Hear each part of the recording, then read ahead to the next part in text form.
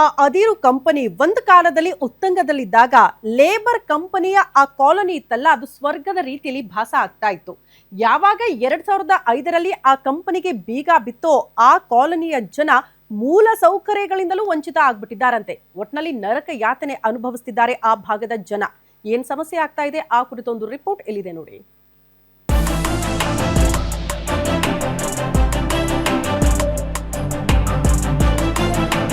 ಇಲ್ಲಿ ಕಾಣ್ತಾ ಇರೋ ಗ್ರಾಮ ಚಿಕ್ಕಮಗಳೂರು ಜಿಲ್ಲೆ ಕಳಸಾ ತಾಲೂಕಿನ ಕುದುರೆಮುಖ ಲೇಬರ್ ಕಾಲನಿ. ಕಳಸದಿಂದ ಸುಮಾರು 20 ಕಿಲೋಮೀಟರ್ ದೂರದಲ್ಲಿರುವ ಈ ಕಾಲನಿ ಅಕ್ಷರಶಃ ಆಡಳಿತ ವ್ಯವಸ್ಥೆಯಿಂದ ದೂರ ಉಳಿದಿದೆ. ಯಾಕಂದ್ರೆ ಇವರಿಗೆ ಮನೆ ಇಲ್ಲ. 2005ರಿಂದಲೂ ಅದೇ ಶೆಡ್ ಮನೆಯಲ್ಲಿ ವಾಸವಿದ್ದಾರೆ. ಅದಿರು ಕಂಪನಿ ಚೆನ್ನಾಗಿದ್ದಾಗ ಇವರು ಬದುಕು ಕೂಲಿ ಮಾಡಿಕೊಂಡು ಚೆನ್ನಾಗಿ ಸಾಗಿಸ್ತಿದ್ರು. ಆದರೆ ಕಂಪನಿ ಮುಚ್ಚಿದ ಮೇಲೆ ಇವರ ಬದುಕು ಹೇಳತೀರದಂತಾಗಿದೆ.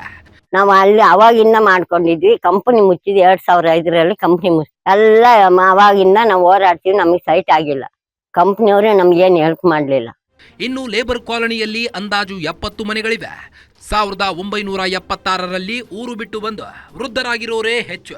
ಕೆಲವರಿಗೆ ವಯಸ್ಸಾಗಿ ದುಡಿಯುವ ಚೈತನ್ಯವಿಲ್ಲದೆ ಪೆನ್ಷನ್ನಲ್ಲಿ ಬದುಕುತ್ತಿದ್ದಾರೆ. ತಮ್ಮ ನರಕ ಸದೃಶ ಬದುಕನ್ನ ಈ ಹಿಂದೆ ಇದ್ದ ಸರ್ಕಾರ ಇದ್ದಾಗಲೂ ಹೇಳಿದ್ರು. ಸಿಕ್ಕಿದ್ದು ಭರವಸೆ, ಆಶ್ವಾಸನೆ ಅಷ್ಟೇ. ಈಗಿನ ಗ್ಯಾರಂಟಿ ಸರ್ಕಾರದ ಶಾಸಕಿ ನಯನಾ ಮೊಟ್ಟಮ್ಮರಿಗೂ ಈ ವಿಚಾರ ತಿಳಿದಿದೆ. ಆದರೆ ಇಲ್ಲಿಯವರೆಗೂ ಯಾವುದೇ ಪ್ರಯೋಜನವಾಗಿಲ್ಲ. ಅಂದರೆ ನಮಗೆ ಸೌಲಭ್ಯ ಅನ್ನೋದು ಏನೂ ಇಲ್ಲ. ಇಲ್ಲಿ ಕಾಲೋನಿಯಲ್ಲಿ ರೋಡ್ ಸರಿ ಇಲ್ಲ, ಮನೆಗಳು ದೀಪ ಇಲ್ಲ, ಲೈಟ್ ಇಲ್ಲ, ಏನಿಲ್ಲ. ಸಿಮೆಂಟನ್ನು ಕೊಡ್ತಲ್ಲ ಈಗ ಸೊಸೈಟಿಯಲ್ಲಿ. ನಮಗೆ ತುಂಬ ಕಷ್ಟ ಆಗ್ಬಿಟ್ಟಿದೆ. ಒಟ್ಟಾರೆ ಅಂದು ಬದುಕಿಗಾಗಿ ಊರು ಬಿಟ್ಟು ಬಂದಿದ್ದ ಬಡ ಕಾರ್ಮಿಕರು ಇಂದು ಮತ್ತದೇ ಬದುಕಿಗಾಗಿ ಹೋರಾಡ್ತಿರುವುದು ದುರಂತವೇ ಸರಿ. ಭರತ್ ಬೆಟ್ಟದ ಮನೆ, ಗ್ಯಾರಂಟಿ ನ್ಯೂಸ್, ಚಿಕ್ಕಮಗಳೂರು.